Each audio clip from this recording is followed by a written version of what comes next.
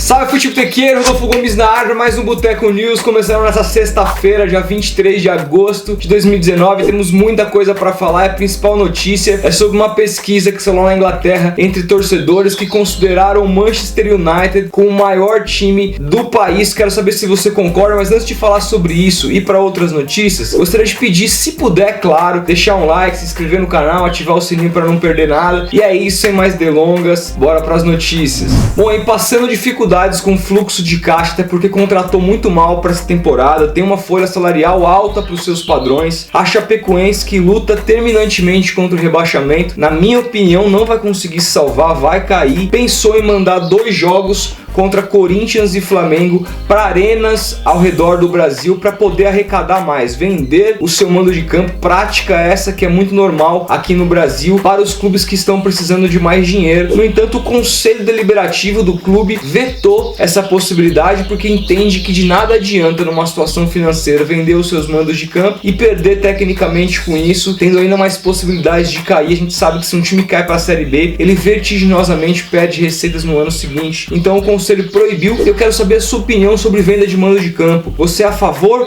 ou contra? Comenta aí embaixo. Bom, e nesse domingo vai ao ar na Rádio Jovem Pan uma entrevista do Flávio Prado com o Zete, ex-goleiro do São Paulo, ex-goleiro do Santos, ex-goleiro da seleção brasileira, tetracampeão mundial em 1994. Zete, que deu uma declaração dentre tantas, dizendo aí a respeito do atual goleiro do São Paulo, Thiago Volpi. Ele teria conversado com um goleiro que teria deixado claro que vai ser muito difícil a permanência dele em 2020 aqui no São Paulo. Abre aspas pro Zete. O São Paulo tem que pensar nesse goleiro lá na frente, porque o Thiago Volpi vai ficar até dezembro e vai ficar uma situação que não tem essa definição dele. Acho muito difícil ele ficar no São Paulo. Ele deve voltar ao México, até pelo que eu conversei com ele. Para que vocês se lembrem, o Thiago Volpi está emprestado junto ao Querétaro do México, esse clube do Ronaldinho Gaúcho, e tem uma opção de compra de 5 milhões de dólares, que atualmente está na casa de 19,3 milhões de reais. É um gasto gordo aí se o São Paulo quiser manter o goleiro, e ele próprio não acredita que o São Paulo exercerá a opção de compra. Comenta aí embaixo se você pagaria ou não essa multa.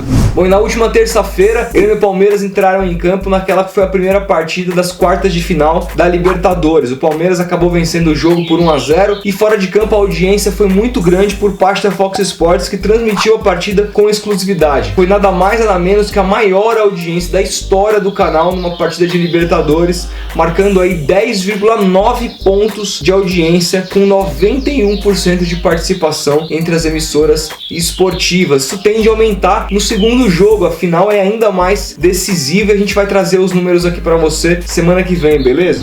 Foi uma pesquisa feita pelo site Betway Sports lá na Inglaterra, que entrevistou mais de 3.500 torcedores britânicos para saber qual é, na opinião deles, o maior clube da Inglaterra. Eles apontaram vários critérios, tinham lá 10 critérios diferentes, e o Manchester United liderou 6 desses 10 critérios. Então ele foi considerado, a partir dessa pesquisa, claro, uma coisa não oficial, absurdamente, até porque me disse totalmente passional. No entanto, a pesquisa apontou aí para uma vitória do Manchester United. Em segundo lugar ficou o Liverpool, em terceiro ficou o Arsenal, em quarto ficou o Chelsea e em quinto o Manchester City. Quem diria que o Manchester City apareceria como o quinto maior clube da Inglaterra na visão dos torcedores, depois de tanto tempo no ostracismo? O que o dinheiro não faz, não é verdade? O Chelsea também que o diga, é que o Chelsea já tem esse investimento do Abramovich há muito mais tempo, inclusive já conquistou Champions League. No entanto, para vocês entenderem os critérios dessa pesquisa, foi determinada a ordem de importância de cada um dos itens na pesquisa. Então assim, o fator mais importante para um time ser considerado grande, de acordo com os próprios torcedores, é o total de títulos conquistados. Depois está a presença da torcida nos estádios. Depois está a reputação na Europa. Depois o alcance de toda a torcida mundialmente, o número de temporadas na Premier League, o tamanho do estádio, o resultado dos últimos 4 anos, os títulos ganhos recentemente e a presença de jogadores estrangeiros e os gastos com transferências. Tudo isso contava na pesquisa, então eu acho que é por isso também que o Manchester United acabou ficando na frente do Liverpool. Afinal, o Liverpool não conquista uma Premier League lá desde o início da temporada de 1990, ganhou 89-90, temporada 89-90, faz muito tempo, apesar de ser o atual campeão da Champions League. Também foi campeão